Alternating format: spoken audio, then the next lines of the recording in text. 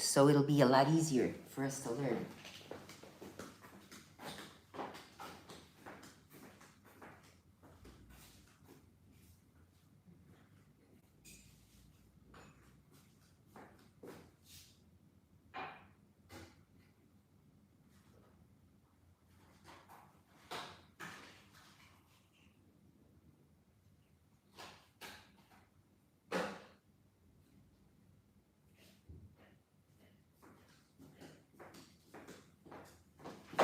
These shoes off, they make too much noise.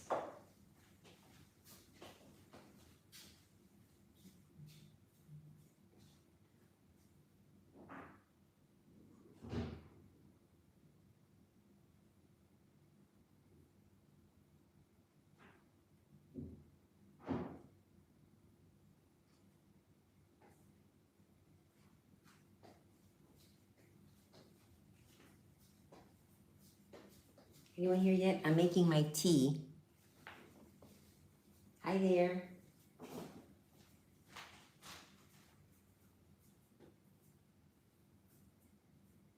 I probably...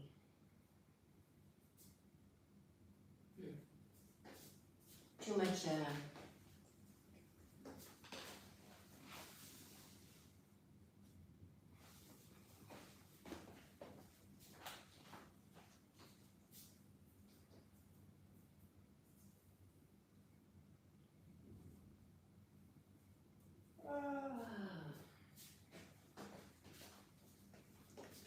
Okay, hello everyone. I'm boiling water for my tea. I'm gonna have tea this morning. I'm not gonna have coffee. I need to, well, tea they say is just as bad. It has caffeine. Should I put a little makeup on? I think so. Here, I hate leaving y'all.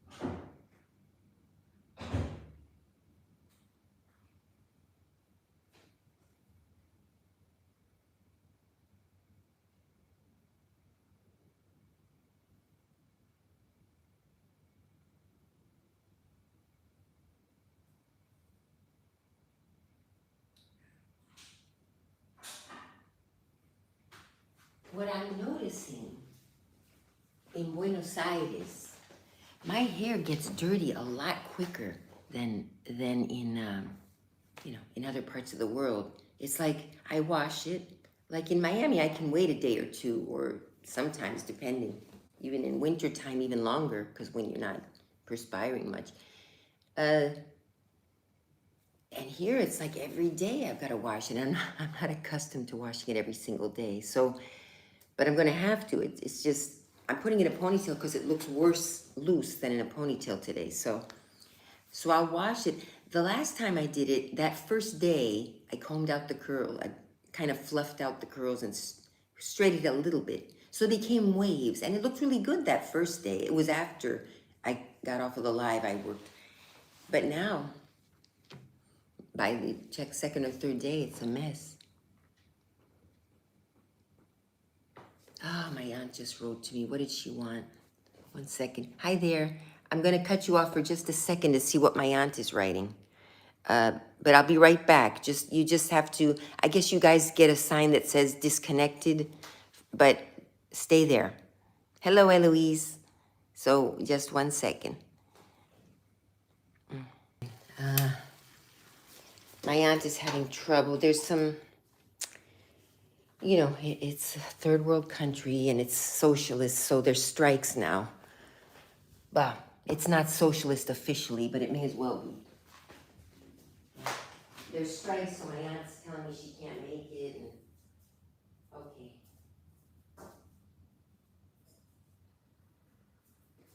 All right. I'll have to talk to her later. Yeah, I was expecting her to come. She's coming from another city to spend a couple of days. She also had some transactions to do while here. And now they canceled her. She had an appointment, they canceled it because of the strikes. And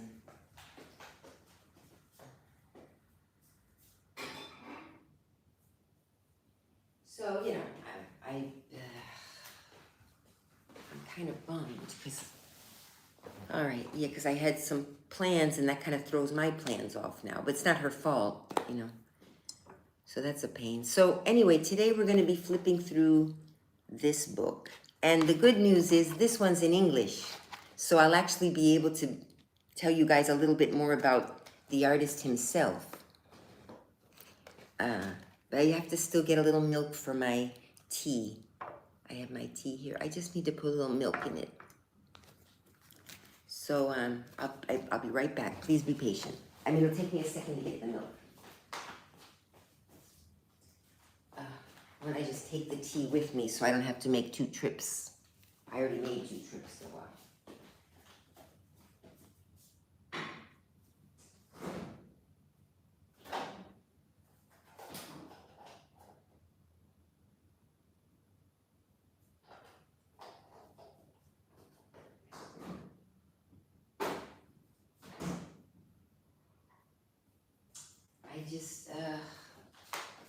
all right, well, I'm a little bummed, but what can we do? I don't have a napkin. All right, sorry guys, I'll be right back.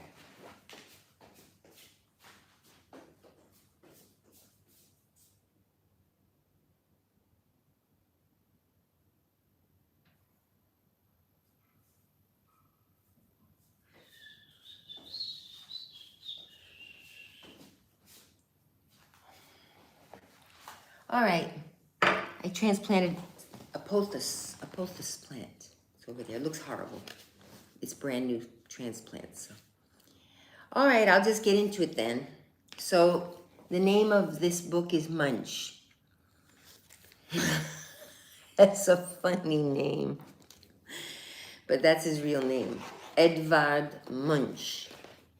E. Munch. And his most famous painting that you've probably seen, or if you haven't, now you have. There's a light reflecting back there. Let me turn this light on.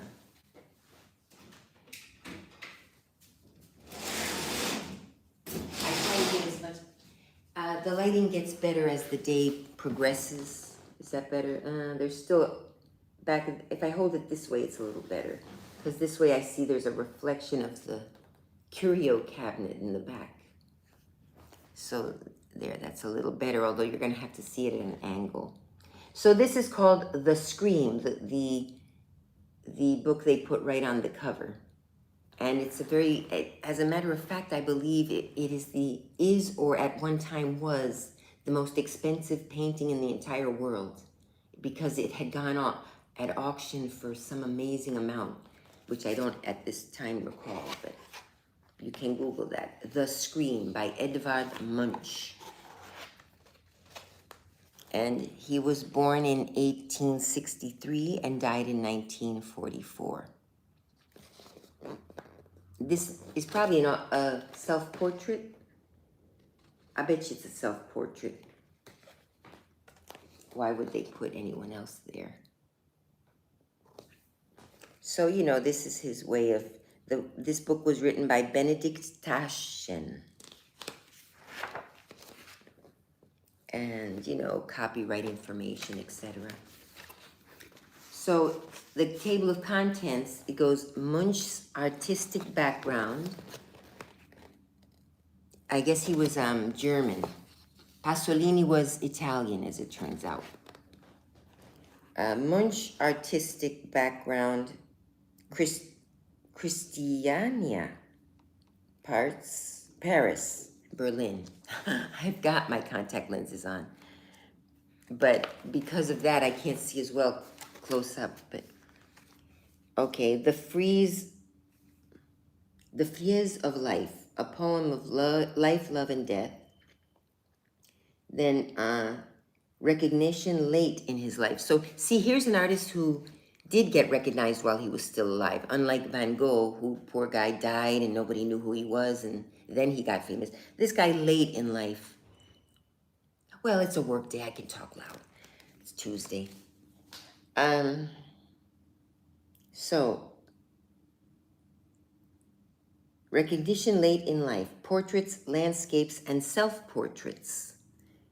And Edvard Munch, a chronology. So the last part is a chronology of his life. So I'll read a little bit. I'm not going to read the whole thing, but just to get an idea. So Munch's artistic background, Christiania, Paris, Berlin. Oh, Christiania it's a location. I thought, what's Christiania? Christiania is an actual place.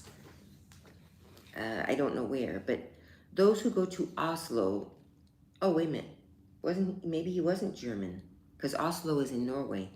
Norwegian, he was Norwegian. Okay, those who go to Oslo and seek out the work of Edvard Munch will find that one of the clearest impressions they can gain of the Norwegian artist's work is a painting that was done in 1895, probably in Berlin, and which now hangs in the central room of the skylit gallery in the National Gallery, that's in Washington, D.C. The painting is a self-portrait with burning cigarette. This is a self-portrait with a burning cigarette. Edvard Munch, a Norwegian artist. A comparison of this work with the 1885 portrait of the painter Gerhard Munch, page 7, also in the National Gallery, and done by Munch's teacher, Christian Krogh. He died in 1925. He was a little bit older. 1852 to 1925 is instructive. So if you see his teacher's work and compare it to his work to see how, you know, how the teaching has been passed along in their art type, but they also must be very different. We'll look at that. Page 7. Oh, right here. They put, that was done by his teacher. And this is Edvard Munch, his own version of a self-portrait with a cigarette. And that one was by the other guy. I forget his name already, but you can read it there, I believe, if it's not too blurry. So, you know, someone who really knows a lot about art may find it interesting to compare the two, and they're both in the National Gallery in Washington, D.C. So if you ever go there, free entry, by the way, all the museums, at National Geographic Museum, no, not National Geographic, all those museums on the mall in Washington, D.C. are free, paid for by American taxpayers. Our gift to anyone. Christian Krogh, 11 years Munch's senior, was arguably the major artistic force in Norway before the younger painter made his name. So Christian Krogh, K-R-O-H-G, was really a great artist that everyone recognized before Munch was. Oh, I spilled a little on the table. So Christian Krogh, okay, that must be where Christiania comes from. 1 minute. His significance in Scandinavia was comparable with that of Max Lieberlin in Germany, blah, blah, blah. It's, you know, if you're really into art, you know, maybe you'll be more interested. I give very, very light overviews. I don't go in depth. I just kind of say, this man exists. Here's a nice painting by him. And I try to read a little bit, you know. But I have heard of Christiania, and I never quite understood what it was, but it's sounding to me like it was some sort of art. I like to guess before I actually know, and then I see if I'm right or wrong. Another reason why you shouldn't take everything I say with a grain of salt. So let me just skim through and see. The portrait of Gerard Munch provides a particularly apt basis for comparison with Munch.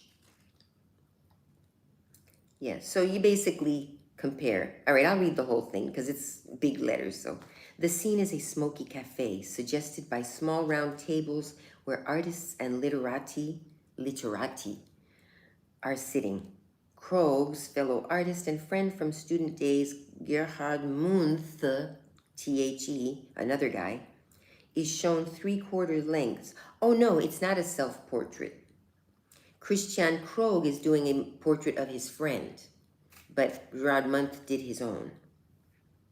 Krog focuses on a precise presentation of the milieu and is mildly arrogant, and of this mildly arrogant artistic dandy. Now, dandy, I know that word. That's a Yankee Doodle dandy. You know, it's someone who pretends to be elegant and who just really, you know, is buying knockoff clothes or whatever, but wants to act like they're high society, kind of like that. So the Americans had that, you know, when we were fighting the British, they would make fun of us and call us dandies. You know, when we're riding on a pony instead of a elegant horse, we would ride on ponies. You know, just, you know, when you're at war, you make fun of your enemy.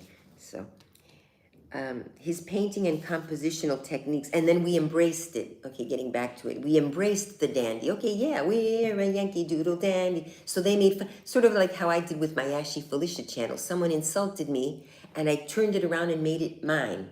So I'm now Ashy Felicia because somebody called me Ashy Felicia. So I proudly take Ashy Felicia as my, you know, title. So the Americans took the Yankee Doodle dandy as they're proud to be Yankee Doodle dandy. Yes, we are, you know. And anyway, it has nothing to do with this, but because I saw the word dandy, it sparked me on my tangent. Okay.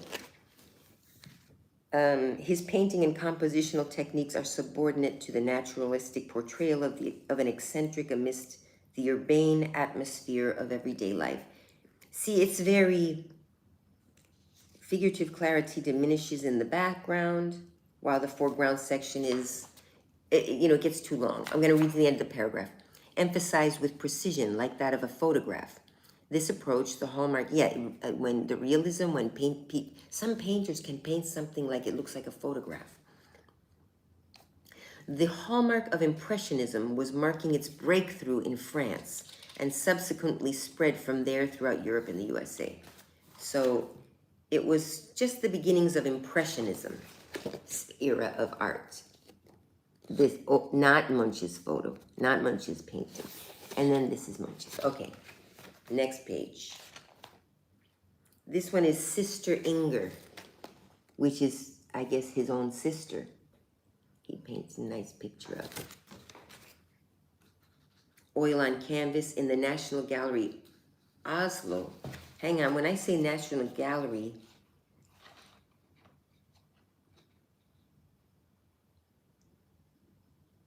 yeah, when it says National Gallery, I wonder now. Oh, the National Gallery of Oslo, not Washington, D.C. See how wrong I am? My goodness. And if you all know that I'm wrong, please correct me because I'm going to misinform people, especially people who come in and out and hear like 2 sentences. These are not in Washington, D.C. These are in the National Gallery of Oslo in Norway, not in the National Gallery in Washington, D.C. They have their own National Gallery. All right, learning. Okay, let us turn to Munch's self-portrait. At first, we are struck by the similarities.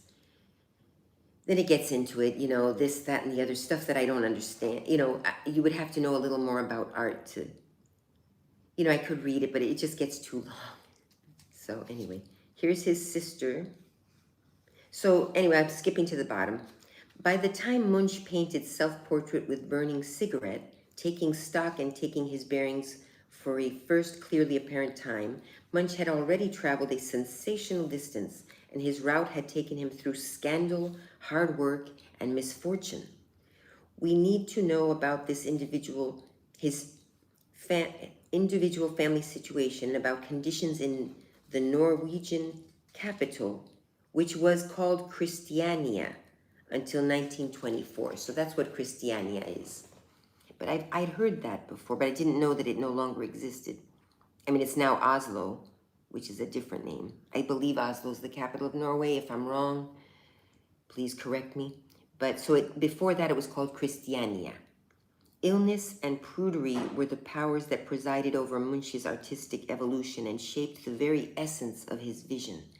Sickness and death left a permanent mark on him in his childhood and youth, above all the death from tuberculosis of his 15-year-old sister Sophie.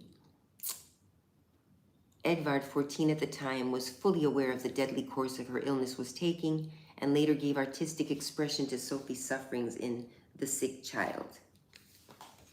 So he later on in life, remembering the, the times that his sister was ill, it inspired him to then go on and paint this, The Sick Child. The mother there just not knowing what to do. Some mothers are strong, when the child is weak, but here it's almost as if the child is the strong one. The child is the sick one, but almost seems to be consoling the mother, which is a lot to ask for from a sick person, but the mother's breaking. It's her child dying. I'm going to cry. Yeah, he did a few. He did another one here, The Sick Girl. You see,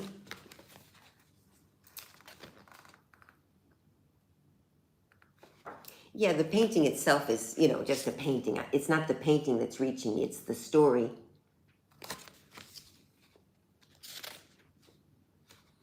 Oh, my goodness. I'm going to go get some milk.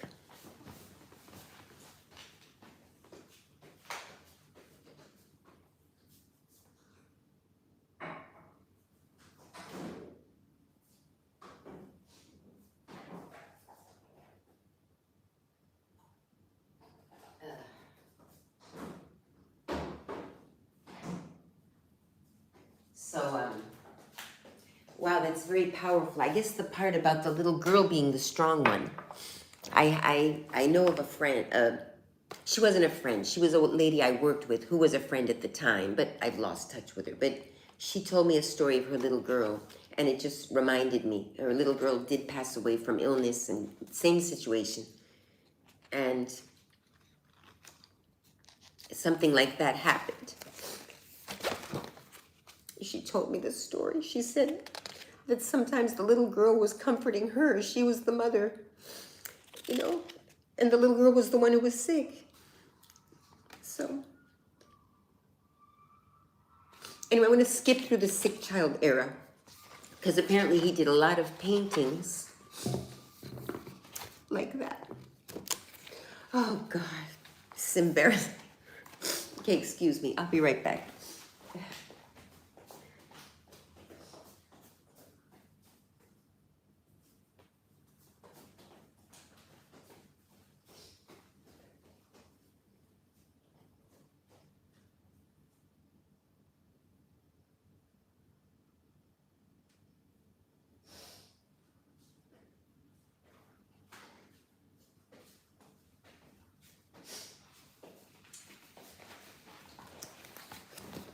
Yeah, that's what got to me. The little girl looks like the strong one, and the mother is the one who's weak. It was very powerful. So let's skip. All right. They called for social and intellectual liberation, subjected prevailing values to careful critical scrutiny, and aimed to put, I'm not sure what they're talking about because I jumped into the middle of a paragraph. Okay, the Swedish art historian J.P. Hoden of Edvard Munch, Genius of the North, has described Jaeger's circle. I've skipped a whole bunch, so we don't know who Jaeger is now. in these terms. Christiania's bohemians were all for individualism and campaigned against society's hypocritical moral code. They called for social and intellectual liberation. That's awesome. Everybody needs to be liberated to express themselves, however they want to express themselves in a, productive way. Or even if it's non-productive, but if you're not hurting anyone, if you if you go out in the street and start yelling cuss words, you might get arrested for public disorderly conduct or something like that. But I don't think it's a high, but I don't know. They may just let you do it, screaming and yelling. You sometimes see homeless people that may be mentally ill screaming things, and they don't go to jail unless they start threatening. If they start threatening people, but that's already, you're affecting other people. But if it's just for yourself. So apparently his group of artists, he formed a little group, which happens. Artists get together with other artists and they do collaborations. And so they were fighting for freedom of expression, basically. They called for social intellectual liberation, subjected prevailing values to careful critical scrutiny, and aimed to put into practice their ideal of a better social code, a code of greater vitality and honesty. Christiania, wholly in the grip of rigid conventions, must surely have been unparalleled in the vehemence with which the struggle for these new ideas was conducted in the 1880s. Okay, now portrait of painter Jensen Hegel and jurisprudence, oil on canvas. If you have any questions, I'm just going to kind of basically skim through. If you have questions or want me to read more into a part of it, then you just say so in the chat. Or you want to see a particular painting. Oh, this is a pretty painting. Look at that one. She's by the seaside on the rocks.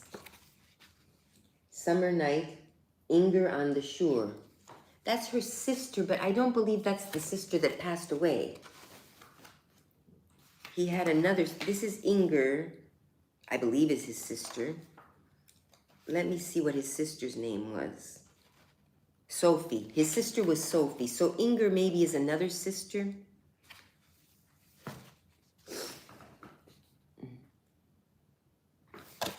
I have a tuberculosis shot. I don't know if they still give them today. When we were little, we would get tuberculosis shots, as our part of our immunization plan. Night on St. Cloud. That's the name of this. Oil on canvas, probably. Yeah, oil on canvas. Night on St. Cloud. It's very dark. He's just looking out the window. You know how when you're inside and it's dark inside, you could see outside, but they can't see in. You actually can't see it very detailed from where, yeah, there we go. It's getting a little, I see there's a sofa here that he's sitting on, but it's hard to see. It's even hard to see here up close, but if you can see it with a little more detail up here. I see on the phone, it's not very clear. And then he's watching something. I don't know if that's a boat off in the distance or another building. He's looking. He's got a bottle of wine there. Spring Day on Karl Johann, 1890. It is generally agreed that the man in the far corner wearing the top hat is Munch's Danish friend, the poet Emanuel Goldstein. Munch and Goldstein had moved out to the picturesque Paris suburb of St. Cloud to escape a cholera epidemic. Look at all the diseases. Cholera. You cure cholera with bleach. It's not even, but anyway. I mean, you don't cure it with bleach. I mean, you kill cholera in your home with bleach, is what I mean to say. Don't get me started on that now. They're going to say, oh, she said that you cure cholera. You kill cholera. Make sure when there's a cholera epidemic, you got to make sure you bleach your whole house. But, I mean, that was in the old days. And in the third world, they still have cholera. But even in Argentina, God. All right. I got to stay on topic. See how I sway? So escaping the cholera epidemic. But if the figure is Goldstein, it is also Munch himself, in a sense. Munch the melancholic, that is, who is aware that death, symbolized by the double cross of the window. Oh, look at that. How do we know that, though? Like, how do people know that? Death is symbolized by the double cross. Wait, that almost looks like a little cross down here, too, that I said I look like a boat.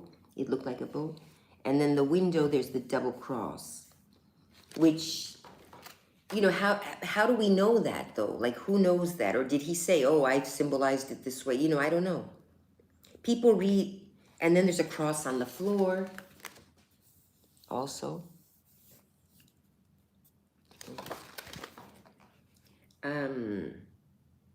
Is always present. Munch the melancholic, that is, who is aware that death, symbolized by the double cross in the window, is always present. In The Sick Child, which I'm not going back to, and Self-Portrait with Burning Cigarette, Munch's spatial sense rendered the interior as a prison. In those paintings, we see the streaks in glass cages that have been smeared with streaks. All right, let me go back to that one because I'm curious now.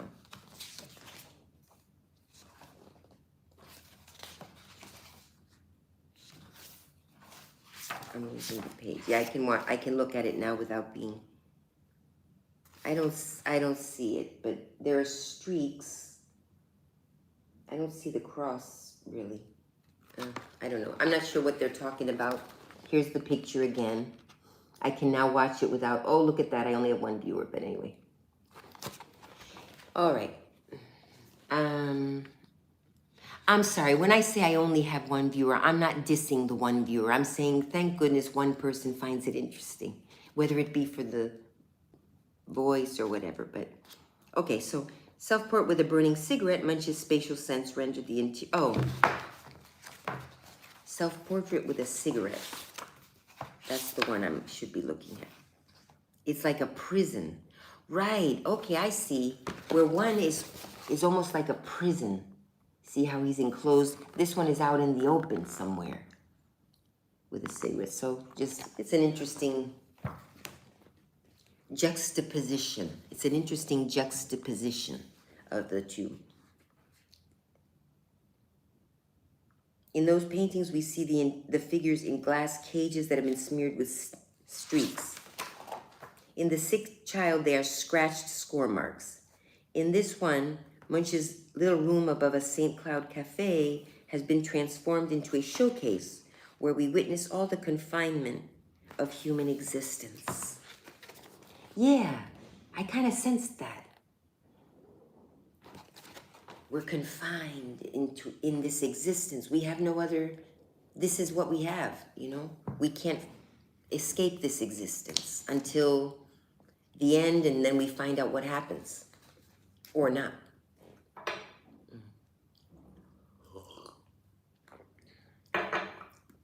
So at least at some portion of his life, he was very melancholic and did a lot of paintings about kind of death and somberness, and they were dark. And now look at these paintings. These are nice and bright and happy looking. They're painted with little dots. Look, he painted like with little, not dots as much as like little, and the strokes are very short rather than long. Some other times he has used longer strokes or streaks. Now he's got some streaks here. You know, and if you think about it, it's almost like a sketch in color, but more defined. Remember, we were looking at sketches the other day. They get a little more defined because he puts in color. He pays more attention to the interior shadings.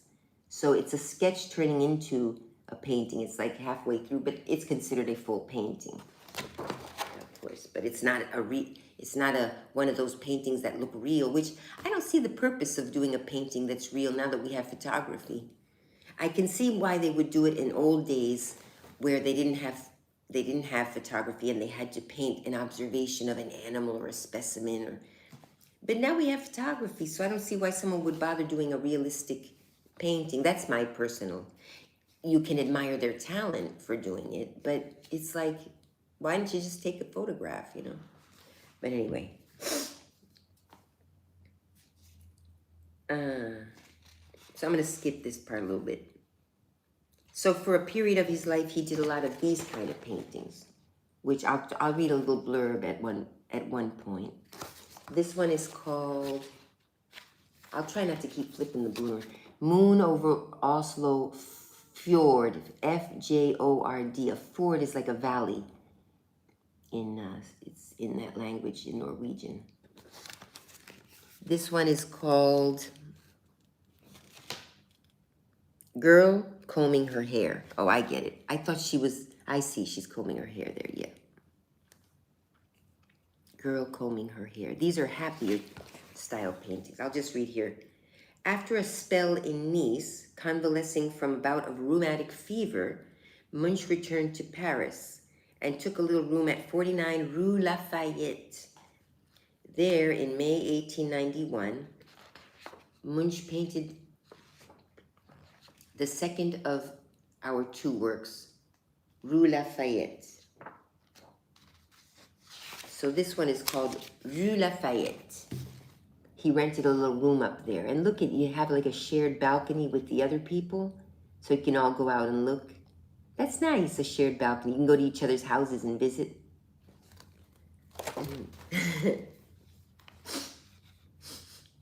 Excuse me. Rue Lafayette. I didn't give you the name of that. And this one here is called Spring Day on Carl Johan. I did tell you that one. This is Rue Lafayette. So that was his little apartment, and he stepped out to look at the city. Or maybe he was painting someone else looking. In 1891, it was painted. Okay, so here we go again. So, after a spell in Nice, convalescing from a bout of rheumatic fever, Munch returned to Paris and took a little room at 49 Rue Lafayette. There, in May 1891, Munch painted the second of our two works, Rue Lafayette, the one I just showed you. It is one of those paintings which Munch himself retrospectively referred to as a brief revival of my Impressionist period. Oh yeah, Impressionism is kind of like not deep, you know, like this is more realistic looking. This, I'm going to guess, was not Impressionist. I did not take the Impressionism class. I majored in French, and one of the classes was Impressionism because of so many French artists. And I did not take the class, so I'm completely clueless. A brief revival of my Impressionist period. It probably shows the view from Munch's room and draws our gaze along the balcony's diagonals deep into the street below. The street looks busy. On closer inspection, though the everyday bustle proves to be nothing but loosely applied streaks of paint. You see?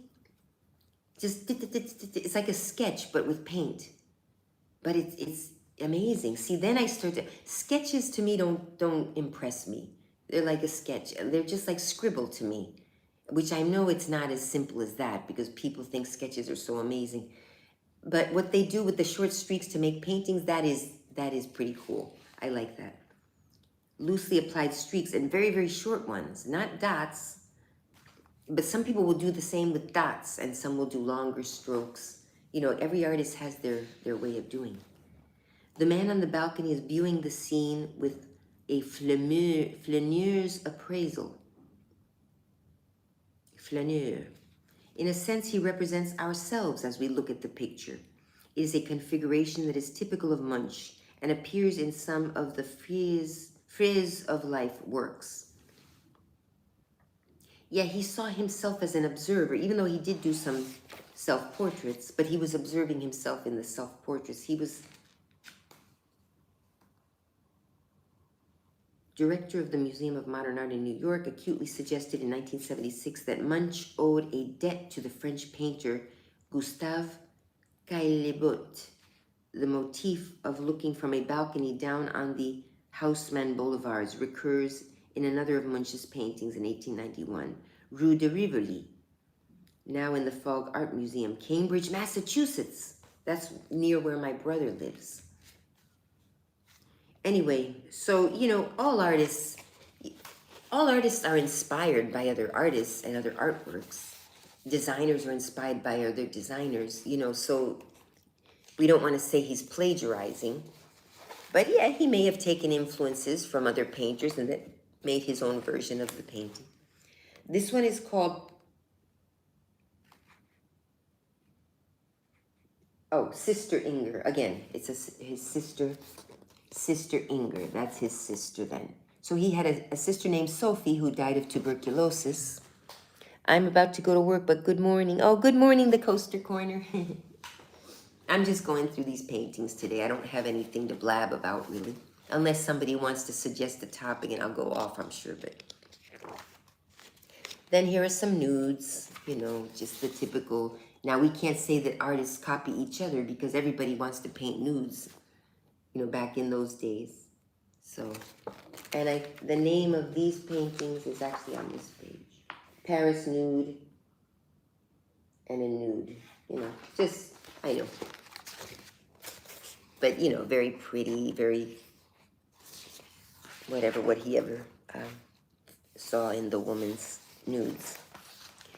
This one is girl washing. Okay, it's another girl. One girl was combing her hair. Now this girl is washing her face and I guess herself, getting ready for the day.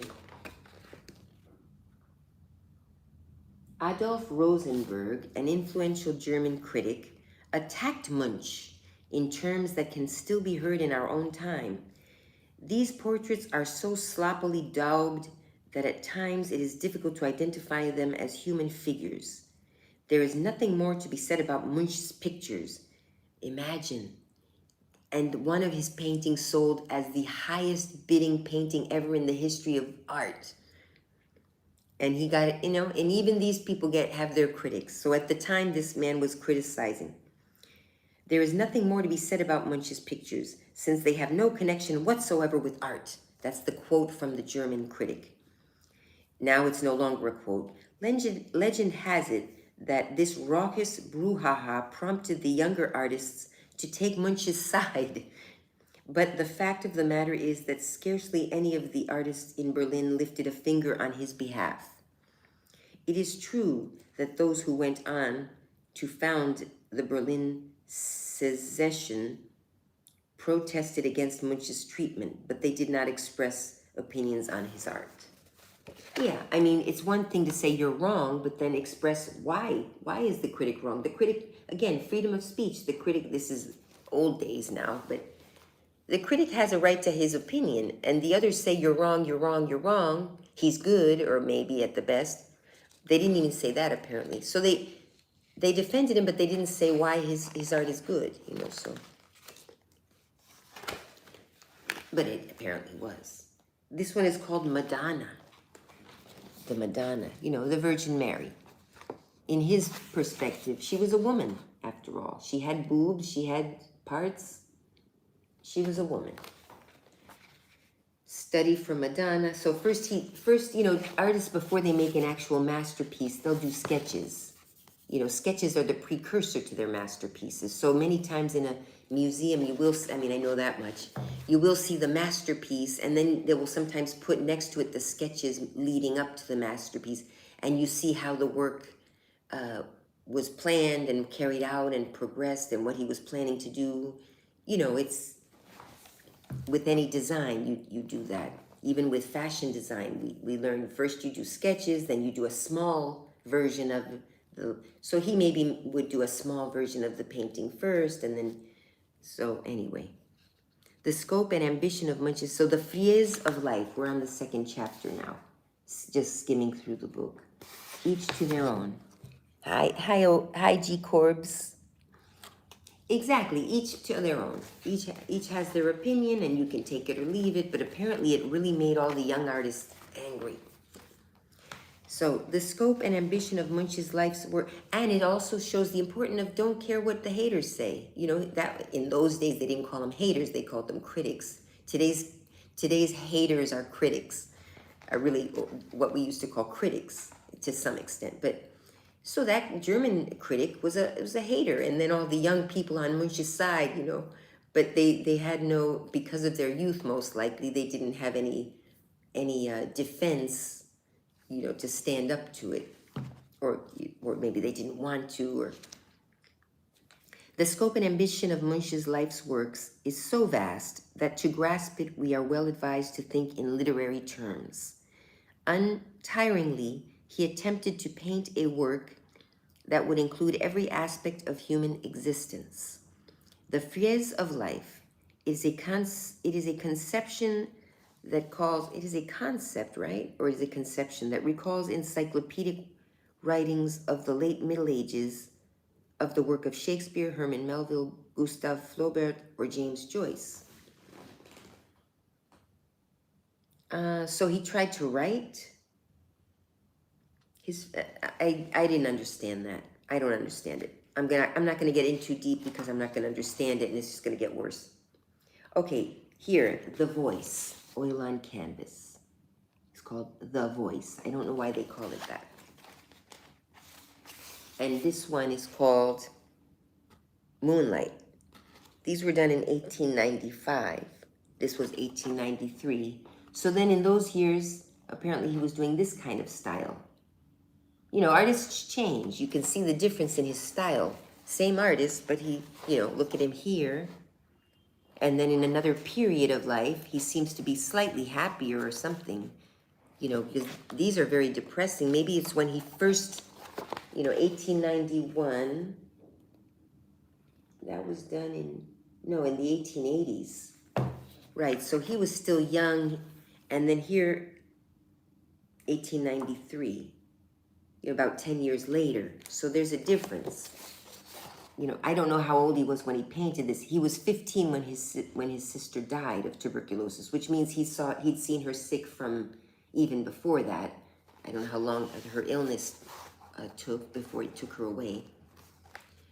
But maybe he first let out his depression and his sadness and all that in his paintings here, and then he started getting more defined, and here he seems to be a little happier.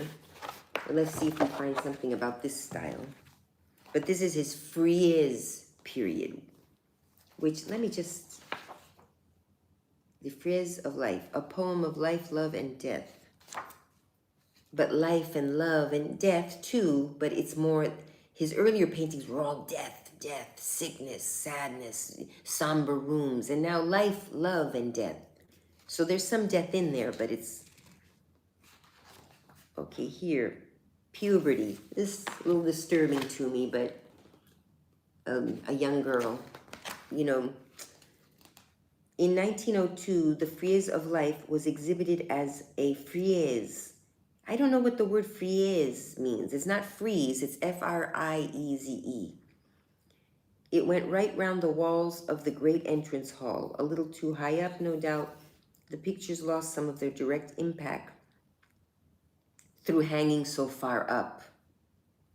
Yeah, you got to be careful how you curate, and how you go to art school for that reason as well. Not only how to paint and how to understand other painters, because you may become a museum curator, for example. And then you're in charge of making sure that the paintings are put in the perfect way, with the perfect lighting on them a certain way, so that they can be seen in the best light. That's where it comes from. And all that. The ceilings and the tops of trees, even more horizontals. He used some lines, so seeing the lines from a certain perspective make the painting give a certain impression or another. So they said that, this one's interesting, Moonlight, another one called Moonlight. And you can't see anything, you just see like a floating head.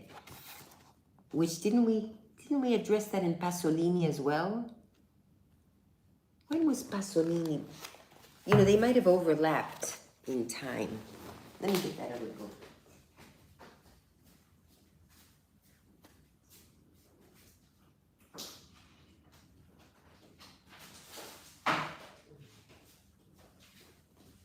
Didn't we see that? If you were all here for the Pasolini one, see, now I'm really going off. Didn't he do something in there about floating heads? That, you know, the picture is very, very dark, and then you have the face of the person. But maybe I'm wrong. Maybe it was someone else. Yeah, no, because his paintings were not.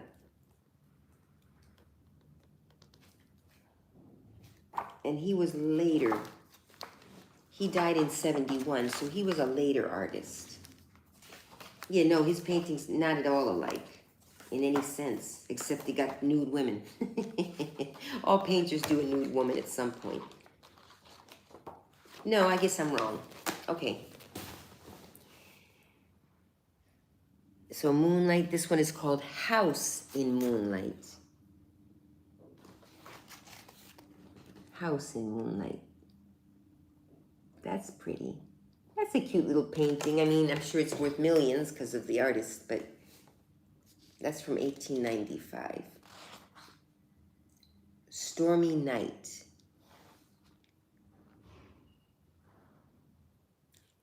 It is what puts Munch ahead of other generations.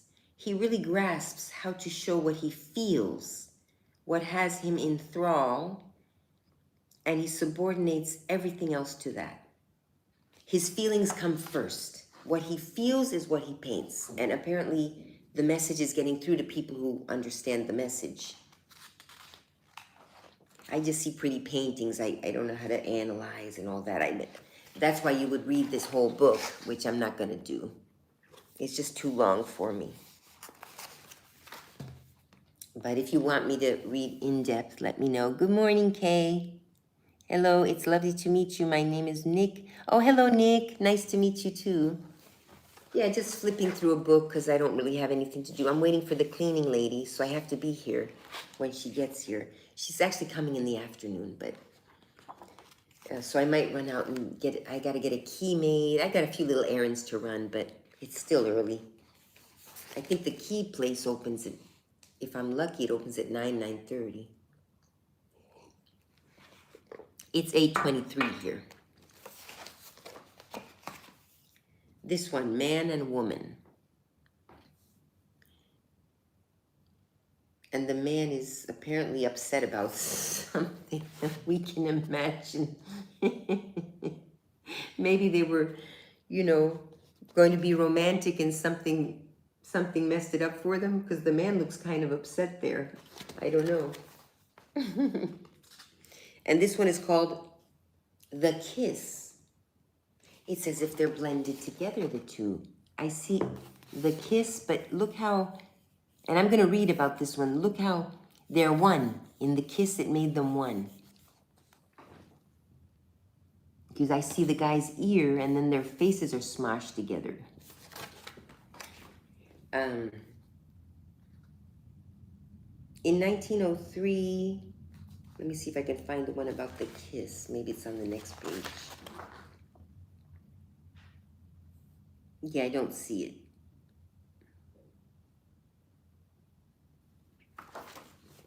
In 1903, Leipzig exhibition was photographed, and we therefore know that on the next wall, Love Blossoms and Dies, Madonna, page 30, was hung first.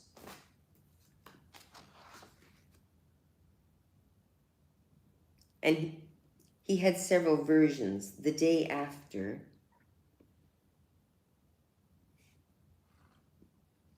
okay, here's a quote by Munch himself. I'll read that. In reality, my art is a confession made of my own free will, an attempt to clarify my own notion of life. At bottom, it is a kind of egoism, but I shall not give up hoping that with its assistance, I shall be able to help others achieve their own clarity. Now that's interesting. He's saying, these are my feelings out there for the world to see, is basically what he's saying. I hope this helps others connect with their own feelings too. So this one is called The Day After. And there's a small version of it there for some reason. But the day after. The day after, I'm not sure what, having a baby? The day after what? Drinking. Maybe she got drunk. Because there's alcohol. The day after. You know, what did she do last night that we're saying the day after? What could it be? Let's see if they say.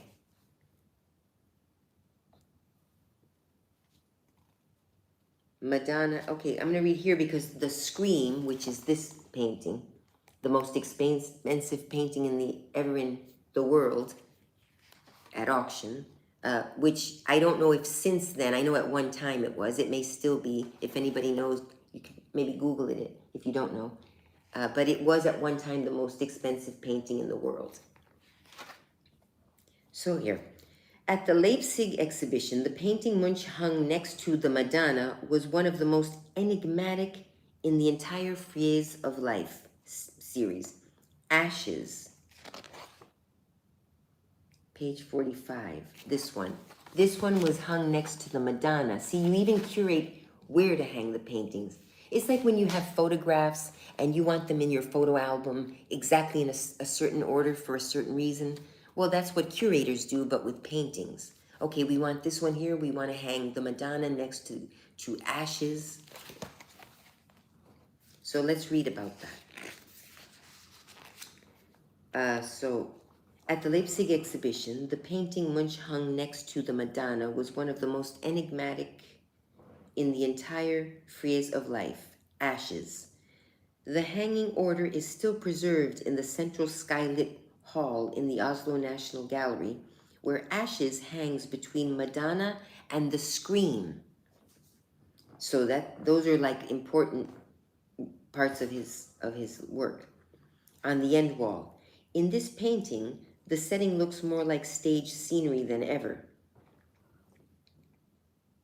In the left foreground, a man dressed in black is bending over in a position suggestive of despair, grief, or simply melancholy. But the picture is dominated by the woman, standing somewhat right of center, facing us squarely.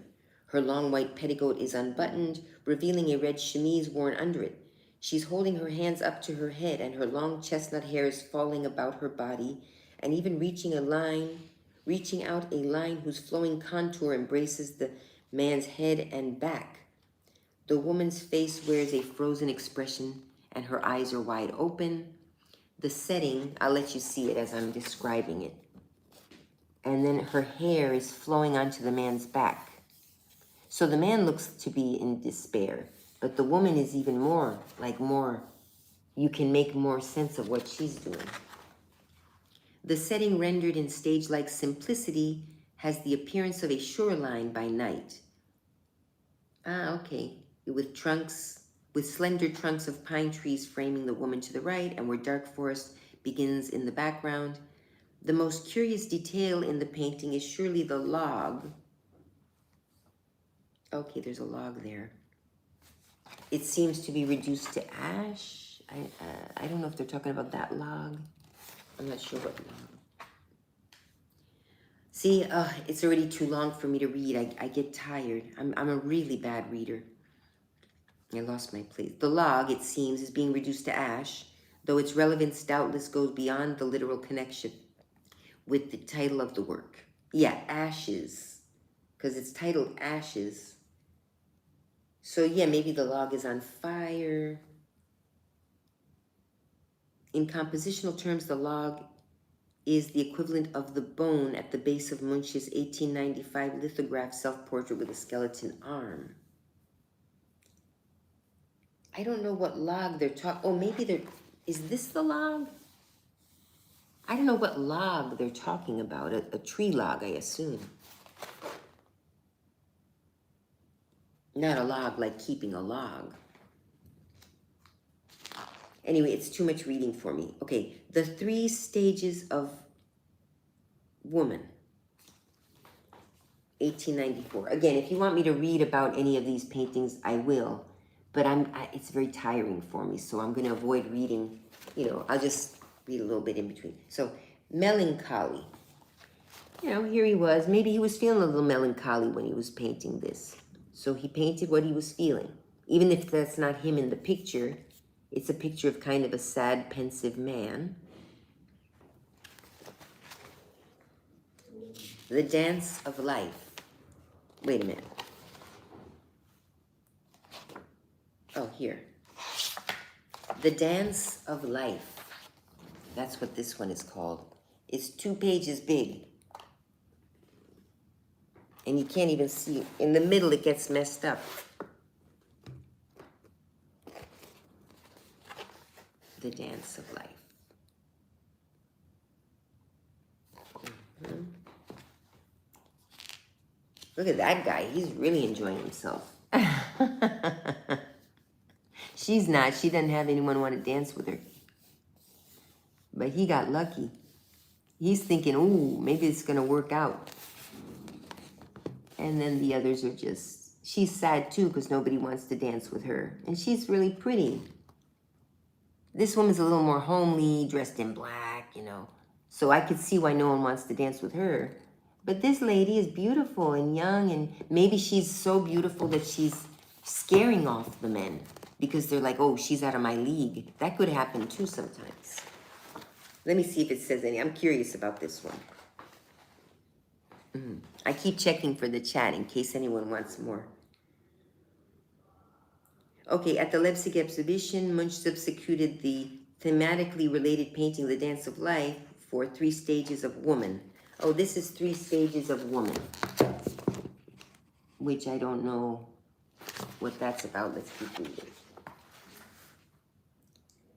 The smaller painting, done some 5 years later, might be seen at first glance as an anecdotal version of the 3 Stages of Woman. Munch's own description fits in with the superficial interpretation very conveniently. In the middle of the big picture I painted this summer, I was dancing with my first love. It was a memory of her. Right in the middle. That's Munch and his first love right in the middle. They're completely oblivious to what's around them. You know, they just found each other. The others are all, you know, doing what they're doing. But he's lost in the moment with his first love. I gotta eat something.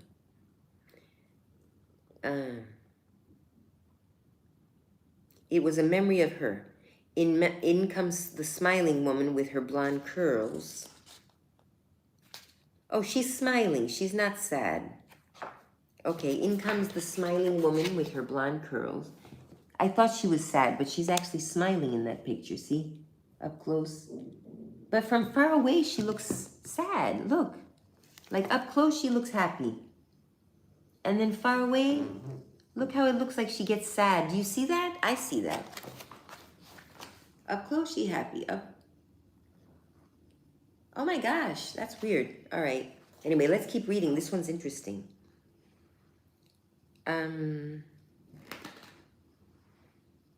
In comes the smiling woman with her blonde curls, out to pick the blossom of love without being picked herself. See, she's hoping to find love and someone will pick her, and nobody picked her to dance.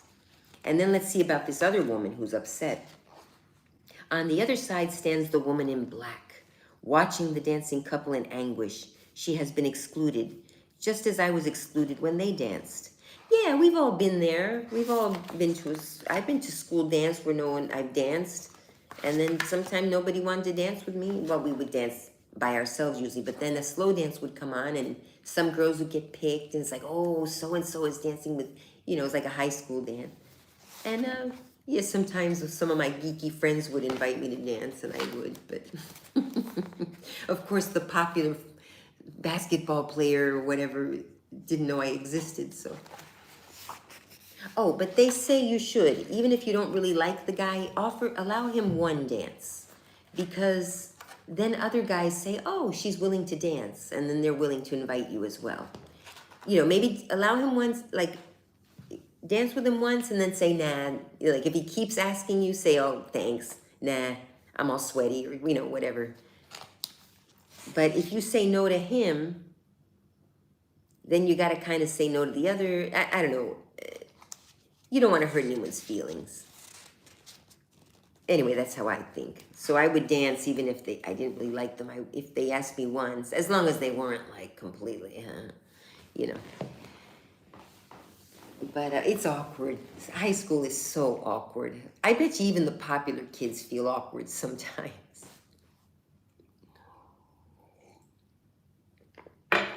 Evening on Carl Johan.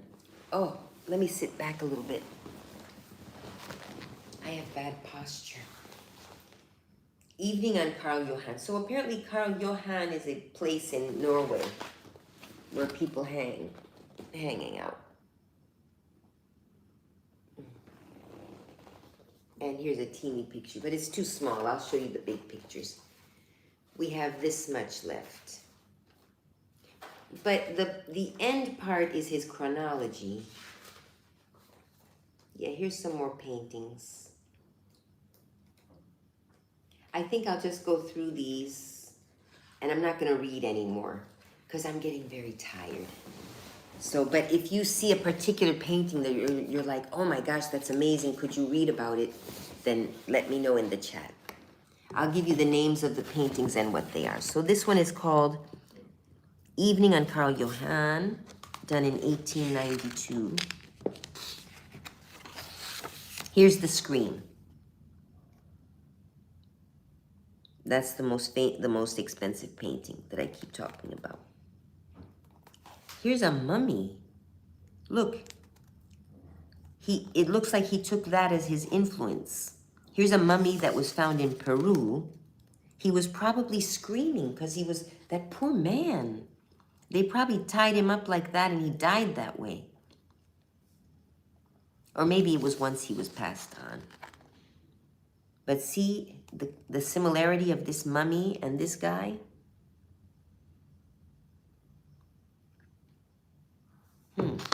So I never knew that. So he must be taking the inspiration from there. The screen. Oil, tempera, and pastel. Pastel is like oily chalk. On cardboard. Just on a piece of cardboard. Just a plain old piece of cardboard. Can you imagine? And they got and that's hard to, because canvas lasts longer. A piece of cardboard, that will disintegrate over time. So they've got to preserve it. I wonder what they do.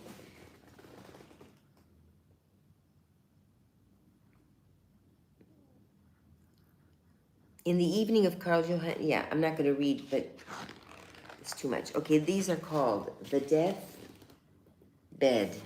So he's getting back into death again. This is 1895, so we're going chronologically here.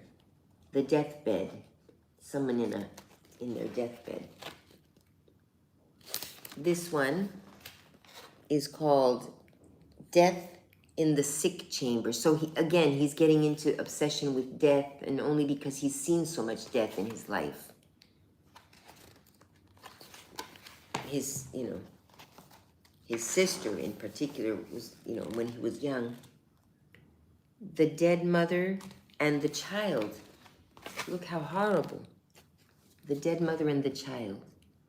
So the mother's dead in the back and there's the child. Desperate, look at her, she doesn't know what to do. All right, the dead mother and the child. Oh, here it is, but here was like oil on canvas. This is oil on canvas, but it's in color. The dead mother and the child. They're the doctors in the back. Nobody's comforting the baby. They're all in their own world. Oh, she passed away. What are we going to do? Who's going to take the kid? But nobody's there. They didn't make plans for the child, it appears. Because the first thing you do when a mother is sick is, okay, we know she's going. Who's going to be the caretaker or whatever? Or maybe there's a father in the picture, but there's no one comforting the child. Take the child out of the room. It's just very... And, maybe that's him remembering his own experiences when his sister died. And maybe other people died when he was... Of course, he was 15 when his sister died. That's not... Like, this little girl is a little girl. But didn't it say that his father died when he was very young? So instead of a father, it's a mother.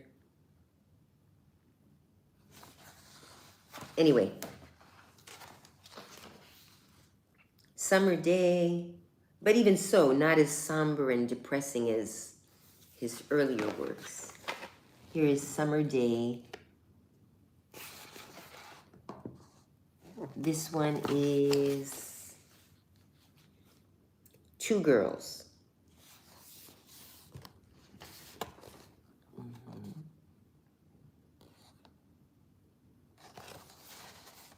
This one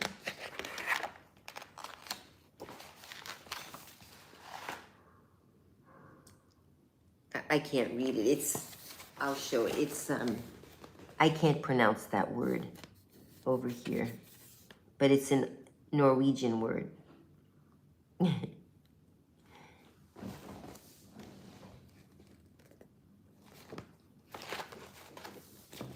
trying not to keep flipping the book around. This one, Couple on the Shore, from the Reinhard Frieze. So it's a couple on the shore.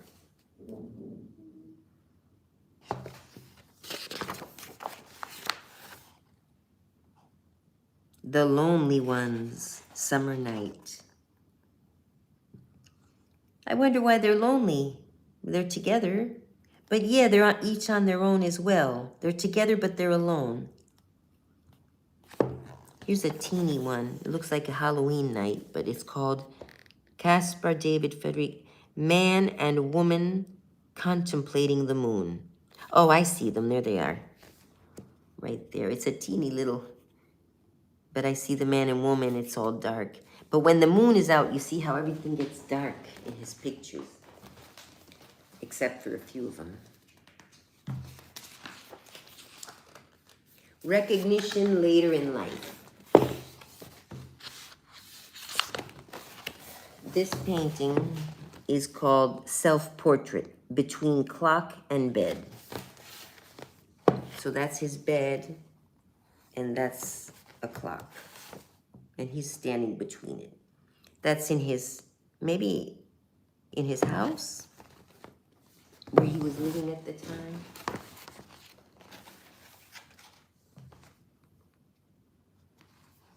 As we have seen, Munch's career as an artist began with scandals. If we disregard the decorations of the Great Hall in Oslo University, he was unable to realize his overriding ambition to find a permanent home for the Frieze of Life exhibit. So that Frieze of Life is his exhibit, which is now in the National Gallery of Oslo. But at the time, he was trying to find a home for it to remain permanently.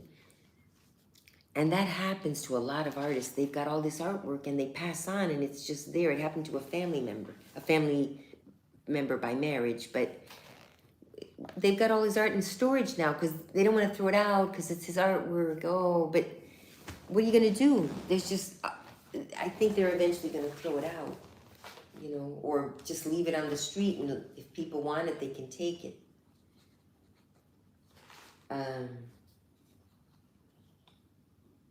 In any case, the pictures he painted for the Great Hall were all closely linked to a specific program in keeping with the academic nature of the location. Apart from Oslo's Munch Museum, they now have a Munch Museum, so his artwork now has a home, which has a very representative collection. The skylit room in the National Gallery of Oslo, to which we have already referred, is the only place partly arranged among the lines of his Ekeli studio, where Munch's pictures are loosely grouped as a frieze. I don't know what the word frieze is. So here, a quote from Munch. I was on the brink of insanity. It was touch and go. So, self-portrait between a clock and a bed, or bed and a clock. I don't know what order. Clock and bed. Bed and breakfast. This one is called 4 Ages in Life, 1902. Oh yeah, we have the 4 ages. A little girl, maybe a teenager somewhere in there. A mother and a grandmother. Well, here's the childhood, you know, middle, like 30s. Maybe this is 40s, 50s, and this is old age. I don't see any teenager in there. Right, childhood, adulthood, maybe. I guess this is my age right now. I'm between these two. Many of you are between these two. You're not children. You're not quite, maybe in your, like a mother, I would think 30s. You know, they kind of skip the 20s. But, you know, 20s and 30s could be indicated here. Then 40s and 50s, then 60s and up is but maybe 40s, 50s, and early 60s. And then, because I'm trying to squeeze myself into this one still. But yeah, I'm getting closer to that last one. It's horrible, but what can you do? Okay, mother and daughter, 1897. That looks like his sister Inger.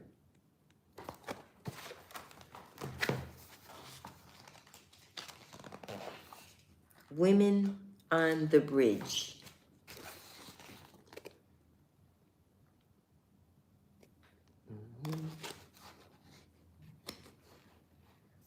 This one is Street in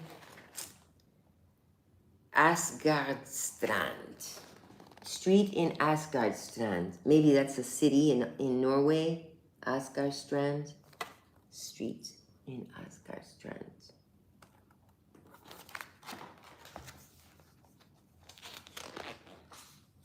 Ducks and turkeys.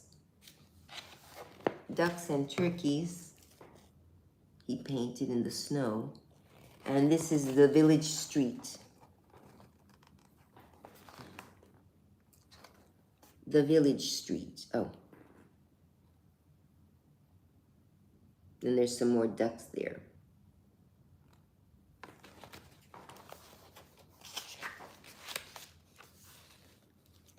Christmas in the brothel. Christmas in the brothel. Well, nobody's there because they're all with their families. So they have a day off. Maybe. All the customers are with their families. This one, girl yawning. Girl yawning. She must have just gotten out of bed.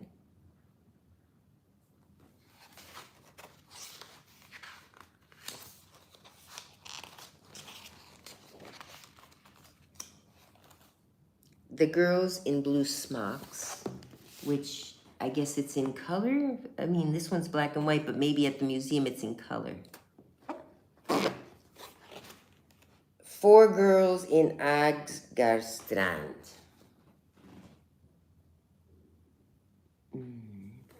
And this is already 1900, so in 1902, 1904. So he started painting differently, you know, different styles again.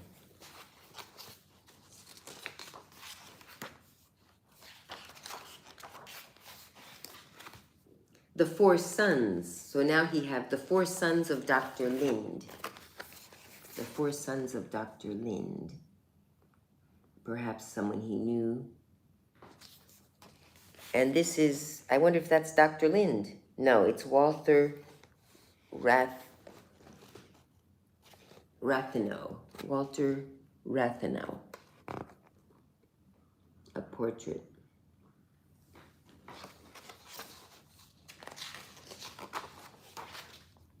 This one, Woman in Blue. It's a very descriptive name. Woman in Blue.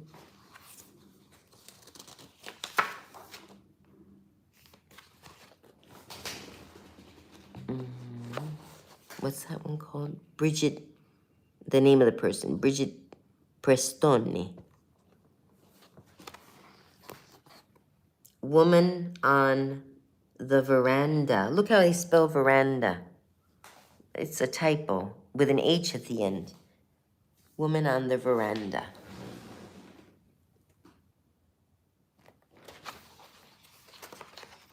We're getting to the end.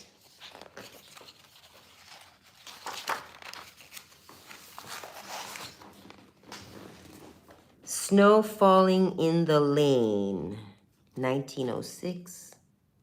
Snow Falling in the Lane. This one is called The Murderer in the Lane. You see a dead body. The murderer in the lane. And he doesn't look like he's happy about it, though. It looks like it was a crime of passion and he's running away. There were no ring cams.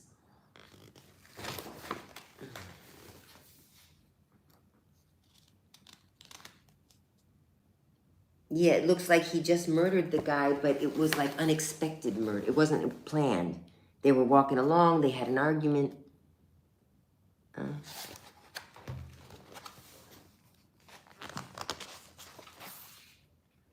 Oh, here's another, The Sun, 1909 to 1911. It took him 2 years to do this. 1901 to 1911. Or I don't know if that means it took him 2 years, or it could be they didn't know what year it was done.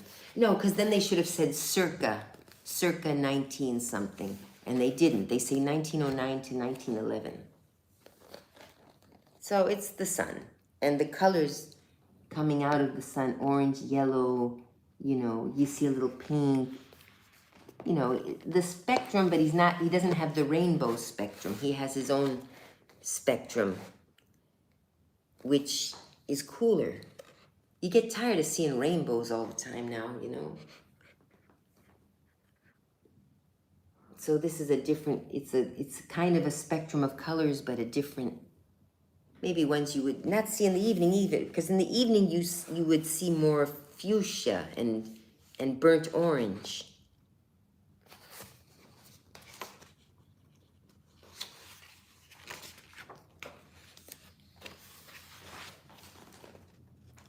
Winter is the name of this painting. So he's doing some landscapes now. This one is called The Wave. I love the colors. These are beautiful. I love, they're kind of pastel, but they're deep pastels. Usually pastels are like pinky, you know, light. He's got some deep pastels in there, like rose fuchsia. And here's some burnt orange tangerine. I love this one. This one and the sun one. Which are your favorites? My favorites so far are because of the colors. I don't care so much about imagery as about color. And, you know, this is an explosion of colors, but it's not the colors you'd expect from the sun, which is why I like it. And it reminds me in color of this picture. This one is called The Wave. Like, if I could afford it, I would buy this one. I could get a print of this one. I'm sure it exists somewhere. Probably at the Oslo Museum, the National. I'm going to go there someday. What am I talking about? Maybe I will. I've been to Norway, but I didn't go to this museum. Self-portrait with wine bottle. I'm wearing my contacts, so I can't see up close. Self-portrait with wine bottle. So that's the artist himself. Waiting for his meal, apparently, or maybe the meal is finished. He's got a plate there. No dessert. No, there was no meal. All the tables are empty. Self-portrait after Spanish influenza. So he had Spanish flu.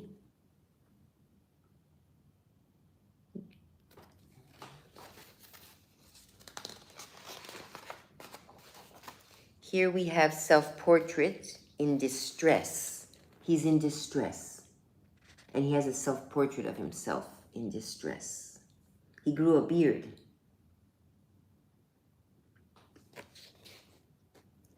By the window. I don't know if that's again the artist. It may be him. It doesn't say that it's a self-portrait. But he might have done a series of self-portraits. We're getting to the end. Okay, that's it. And then we have his chronology. I guess I could read through the chronology a little bit. That's all that's left. Just kind of skim through. So he was born in 1863. he had 3 sisters, Sophie, Laura, and Inger. Sophie is the one who died of tuberculosis, and 1 brother, Andreas. The family moved to Christiania, which is now Oslo. Munch's mother died in 1868 of tuberculosis. Her sister takes over the management of the household. So, oh, his mother died when he was only 5. So the oldest sister, I guess, I don't know who the older sister was who took over, but she takes over as the mother, you know. Sophie dies of tuberculosis at age 15. So he was